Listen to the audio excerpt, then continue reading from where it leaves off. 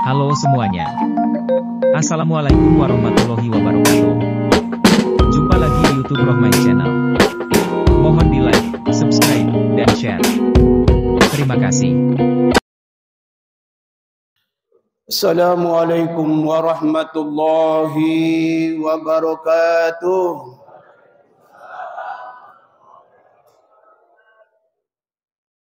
Pohon salam dekat dengan pohon saga.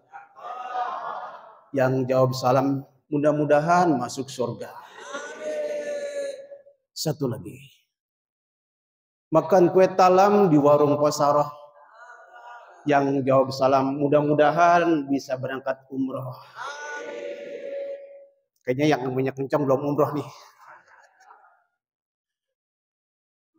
Alhamdulillah. Alhamdulillahil wahidil ahad. Al-fardis somad. Alladhi lam yalid wa lam yulad. Wa lam yakun lahu kufuwan ahad. Washhadu an la ilaha illallah wahdahu la syarikalah. Washhadu anna sayyidana wa nabiyyana Muhammadan abduhu wa rasuluh. Allahumma fasalli wa sallim wa barik ala sayyidina Muhammadin wa ala alihi wa sahbihi ajmain amma ba'd. KKM Limo Cinere yang sudah begitu istiqomah, yang sudah begitu rutin setiap minggu pagi selalu hadir di berbagai tempat. Mudah-mudahan ini menjadi satu bukti bahwa kita ini semua orang yang tekun beribadah kepada Allah. Selawat serta salam semoga terlimpahkan, tercurahkan kepada baginda Nabi besar Muhammad sallallahu alaihi wasallam, manusia yang paling takwa, manusia yang paling mulia di antara hambanya, yang sudah membawa kita, menunjukkan kita kepada jalan yang benar, minas zulumati ilan nur. Hadirin yang dimuliakan Allah, jam di tangan saya sudah menunjukkan jam 7 kurang 50 menit. Betul? Iya. Kalau sekarang jam 6.10 kan berarti kurang 50 menit, Pak. Jatah saya tadi bisik-bisik sama Oke Muhtar Sari, jangan lama-lama. Saya bingung nih ngomong apa ya. Singkat aja barangkali. Saya perhatikan dari waktu ke waktu BKKM ini jamaahnya ini aja. Betul? Dari masjid ke masjid, dari musola ke musola, dari ujung Cinere, Pangkalan Jati Baru sampai ke Grogol, kelihatannya ini aja. Betul? Gak usah khawatir, Pak. Kita patut bersyukur nih, Pak. Yang pertama oleh karena saya mengajak bersyukur, Pak. Bagaimana bersyukur? Orang yang sudah bisa istiqomah mudawamah hadir setiap minggu pagi seperti ini berarti orang-orang pilihan Allah. Orang yang mendapat hidayah Allah.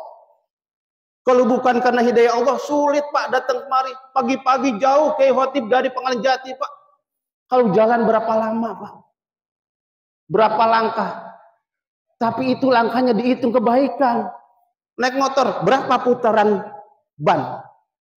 Sama saja. Artinya, saya mengajak syukur ini nih. Hidayah Allah itu enggak diobral, enggak diumbar kepada siapa saja. Kalau hidayah Allah diumbar, diberikan kepada siapa saja, enggak muat, Pak, masjid ini. Ada di tempat saya, Pak. Kalau ke musola itu enggak usah jalan, Pak, lompat aja sampai. Karena begitu dekatnya. Walhasil setiap azan qomat dengar dia. Jangan lagi duduk, Pak, lagi tidur pulas karena begitu dekatnya pasti. Tapi karena hidayah Allah enggak datang, Pak. Mudah-mudahan di sini enggak beda. Nah, ini apa artinya? Hidayah Allah enggak bisa dipaksakan, Pak. Enggak bisa dikejar. Innallaha yahdi may yasha. Hidayah Allah, hidayah itu Allah yang punya, hak prerogatif Allah. Kepada siapa hidayah itu diberikan, hak Allah. Gak bisa kita kejar. Ada sebuah riwayat Pak, ini maaf. Ini waktu di jalan cepat amat ya. Tentang hidayah, Rasulullah pernah mohon merengek kepada Allah. Pamannya Abu Thalib yang sudah begitu banyak pengorbanannya kepada Nabi Muhammad, yang begitu banyak membantu perjuangan Nabi Muhammad. Nabi Muhammad pengen mohon kepada Allah agar pamannya Abu Thalib sebelum wafat dia sudah bisa masuk Islam. Tapi apa yang terjadi? Apa kata Allah? Innaka la tahdi man ahbabta walakinallaha yahdi may yasha. Ya Muhammad, engkau tidak bisa memberikan hidayah meskipun orang yang kau cintai saudaramu, pamanmu sendiri. Walakinallaha yahdi may yasha. Hidayah itu hak aku, kata Allah. Pada siapa hidayah itu diberikan? Oleh karenanya jaga hidayah ini bisa hadir, jangan sampai lepas. Bagaimana bisa lepas? Bagaimana menjaganya? Pertama, istiqomah. Lawan hawa nafsu, malas. Cirinya gampang Pak, hidayah itu sudah lepas. Kalau Bapak kesini sudah tekun hadir setiap minggu pagi, kapan-kapan sudah malas, sudah berhenti, itu menunjukkan hidayah untuk itu dicabut sama Allah. Jadi gampang saja melihat cirinya. Jadi kalau kapan-kapan sudah bosan, sudah tidak mau hadir ke majlis BKKM ini, berarti hidayah Allah sudah dicabut. Na'udzubillah. Besar nilainya Pak. Saya enggak uraikan apa saja yang kita dapat di majlis ini selama ini. Datang ke masjid, sholat, berjamaah dan sebagainya. Nah, lanjut. Saat ini kita berada di bulan apa Pak? Di bulan Sya'ban. Penanggalan almanak kalender itu yang kita kenal selama ini ada berapa Pak? Ada 3 Pak. Pertama, penanggalan Masehi Miladiah yang diawali dari bulan Januari, Februari, Maret dan seterusnya. Saya yakin ini semua 90% apal. Kenapa? Karena penanggalan ini dipakai untuk data kita, dipakai untuk data anak-anak kita. Contoh, ini maaf, tadi nggak kesebut nih Pak Kita Judin, saya ucapkan selamat Pak ya. Dan sukses. Ini berkah daripada subuh keliling yang selalu eksis. Barusan disantunin, saya nunggu tadi Pak, saya panggil Pak Tajudin, Haji Tajudin sini. Bisa-bisa disawerin juga, ternyata kagak. Enak banget Bang Saib, enak banget nih disawer pagi ini. Terima kasih. Kita doakan. Kalau kemarin Pak Haji Tajudin jadi wakil, besok jadi ketua. Kalau kemarin memberikan sumbangannya kepada BKKM 1 perak, besok 2 perak. Apa? Tambah berkah Pak. Bab itu yang nilainya tidak sedikit yang diinfakkan. Tadi di mana sampai di mana tadi itu? Kalender ya? Nah? Kalender. Jadi kalender itu ada Masehi, dimulai dari Januari, Februari, Maret dan seterusnya. Dan itu pasti semua kita hafal. Kenapa? Sebab dipakai buat penanggalan kelahiran. Kalau Kiai Khotib ditanya tanggal berapa lahirnya, nggak mungkin dijawab saya lahir tanggal 2 Rejab, nggak mungkin. Di KTP tempat dan tanggal lahir Jakarta atau Bogor 5 Roah, enggak. Tapi apa yang pakai? Januari, Februari dan seterusnya. Yang kedua, orang ini hafal kenapa? Ingetin gajian Pak. Gajian tuh nggak pakai tanggalan yang lain, pasti tanggalan Masehi. Yang kedua, tanggalan Hijriah. Tahun Hijriah yang dimulai dari Muharram. Saya yakin semua ini hafal. Kayaknya pada bingung nih. Hafal nggak? Yuk barang-barang kita koreksi. Bulan penanggalan Hijriah ada 12, dimulai dari 1 Muharram. 2 Sofar, 3 Rabiul, 4 Rabiul, Jumadil,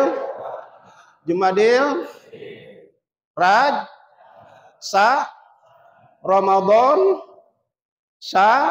Syawal, Zulqa'dah, Zulhijjah. Kalau satu-satu pasti ada yang nggak hafal ini, yakin.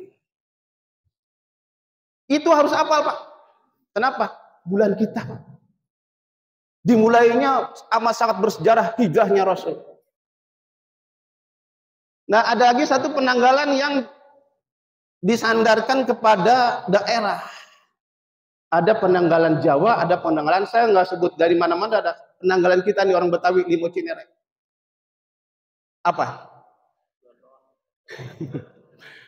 1 bulan Sura, 2 Sapar, Mulud, Sari Mulud, mandi awal, mandi akhir, Rejab, Roah, puasa, Sawal, Apit, Haji.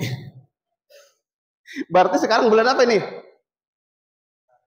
Kalau hijriahnya bulan Sa'ban, sekarang bulan, kenapa dinamakan bulan Roah, Pak? Katanya banyak nyerahan. Satu ulama mengatakan memang dikatakan bulan Roah bulan ini panen arwah. Umat Islam banyak peduli mengadakan zikir tahlil buat para arwah keluarganya, kakek nenek kita, orang tua kita. Bahkan disebut bulan Roah. Ada lagi satu riwayat mengatakan, guru saya mengatakan bulan Roah ini adalah di mana dengan izin Allah arwah disuruh kembali kepada keluarganya sebelum Ramadan datang. Logikanya orang bertamu ke tempat kita suguhi, maka tidak heran kita semua bikin roahan. Kenapa? Ada arwah kita lagi datang, kakek nenek saudara kita. Tapi ini disandarkan kepada Allah. Apapun yang disandarkan kepada Allah, insya Allah nggak jadi syirik, nggak salah. Ya. Nah, kaitannya bulan ini, kaitannya dengan kenapa bulan ini? Apa sih mewahnya, istimewanya, keutamaan bulan Sa'ban ini, Pak? Bulan Roah ini. Sampai ada satu tradisi, kebiasaan yang bagus di tengah umat Islam menjelang malam nisfu Sa'ban, malam 15 berbondong-bondong umat Islam datang ke masjid, ke musola. Ngapain? Pertama, sholat maghrib berjamaah. Dilanjutkan dengan sholat sunnah. Saya tidak bahas sholat sunnah apa itu, sebab masih ada ihtilaf. Sholat di malam nisfu Sa'ban setelah sholat maghrib masih ada ihtilaf di antara ulama. Saya nggak bahas itu. Ya, sholat apa yang dilakukan di malam nisfu Sa'ban sebelum mengadakan yasinan.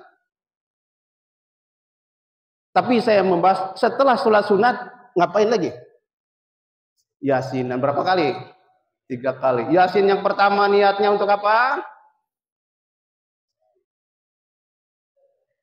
Ulah rezeki, minta rezeki yang banyak, yang halal, mintanya udah banyak halal lagi.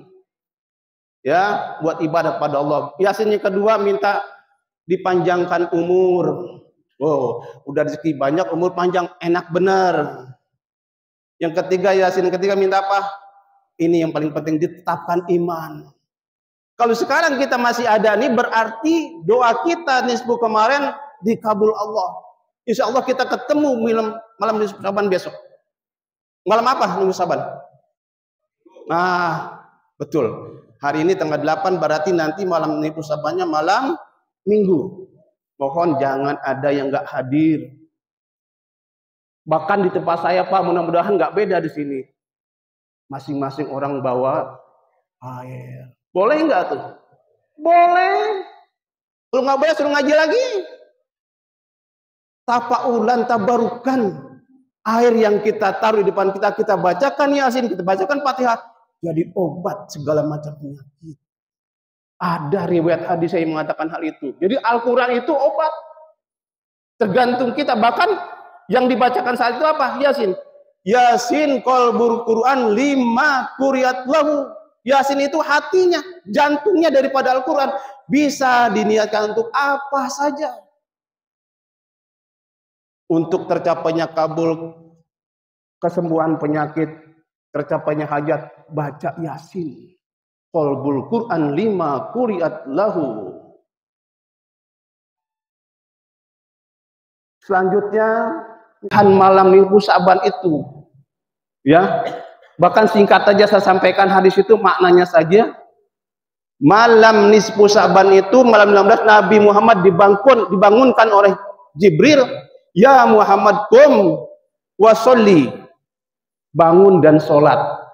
Nabi kata, malam apa ini ya Jibril? Hadihi lailatun tuftahu fiha abwabus sama wa abwabur rahmah.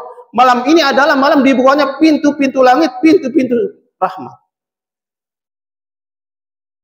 Dan pada malam itu, kata Rasul, Allah memberikan ampunan kepada semua umat Nabi Muhammad yang tidak mensekutukan Allah dengan sesuatu. Tapi ada 10 orang yang tidak diampuni dosanya. Siapa? Mudah-mudahan kita nggak tergolong itu. 1, mala yusrikuna billahi syai'an. Orang yang tidak mensekutukan Allah dengan sesuatu, nggak diampuni malam itu doanya. Nggak diampuni malam itu dosanya. Yang kedua siapa lagi? Sahiran, tukang sihir. Kahinan, tukang tenun. Pemusahinan, yang marah-marahan gara-gara pilkada kemarin, pileg kemarin jadi marah-marahan, nggak diampunin besok tuh. Ya, dosanya. Jangan. Bener kata Pak Haji Tajuddin, hilangkan semuanya itu. Yuk kita bersatu. Yang selanjutnya tidak diampuni adalah orang yang membiasakan minum-minuman keras. Mudiron ala zina, yang membiasakan diri berzina, mendekatkan diri dan berzina, nggak diampuni juga dosanya. Au akilar riba, makan harta riba. Kemudian aqwal walidain, durhaka kepada orang tua, nggak diampuni malam itu. Yang terakhir, yang tidak diampuni adalah qati ar-rahim, orang yang memutuskan hubungan persaudaraan, enggak diampuni Allah. Oleh karenanya mudah-mudahan kita terhindar dari itu, mudah-mudahan kita menjadi orang yang mendapat ampunan Allah di malam itu. Demikian ini yang dapat saya sampaikan. Mohon maaf terlalu lama barangkali. Ini yang bisa saya sampaikan. Wallahul muwaffiq ila aqwamit thoriq. Wassalamualaikum warahmatullahi wabarakatuh. Demikianlah hasil liputan video ini. Mudah-mudahan bisa memberikan informasi yang bermanfaat untuk semuanya. Terima kasih telah menonton video ini sampai selesai. Mohon di-like, subscribe, dan share. Wassalamualaikum warahmatullahi wabarakatuh.